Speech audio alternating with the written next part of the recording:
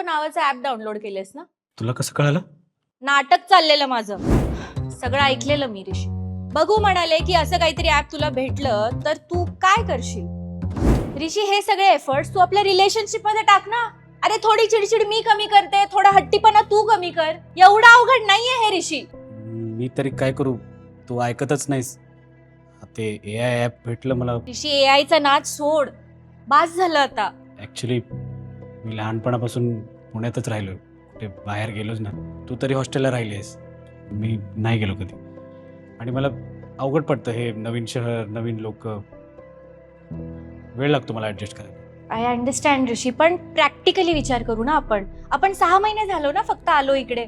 आणखी 6 महिने राहू, आपण बघू आपल्याला इथे काय अपॉर्च्युनिटीज मिळत आहेत आणि मग डिसिजन घेऊया ना. असं गडबडीत डिसिजन नाही घ्यायला पाहिजे आपण. आणि हो, तुझ्या आईसारखा स्वयंपाक बनवायला मी शिकते. आणि मी मदत करेन तुझी, डोंट वरी. नक्की नक्की. आणि यू आर राईट, ते सॅलरीमुळे मला वाटतं कधी कधी इन्सिक्युअर. अरे असं तर माझ्यापेक्षा भारी कुकिंग तू करतोस, मला पण वाटतं इनसिक्युअर. वाटत असेल. ऋषी, हे इतकं अवघड नाहीये, होऊ शकतं सगळं नीट. थोडी अंडरस्टँडिंग हवी आपल्यामध्ये. पण ती AI ॲप मला खरंच वाटलेलं माहितीये. तुला माहितीये सगळ्यात जास्त मज्जा कशात आली मला? तुला मारायला. आई शपथ. कसली नाटकी केलीस बे तू. हा ना. चल आमरस खाऊ. हा. AI cool, white cool.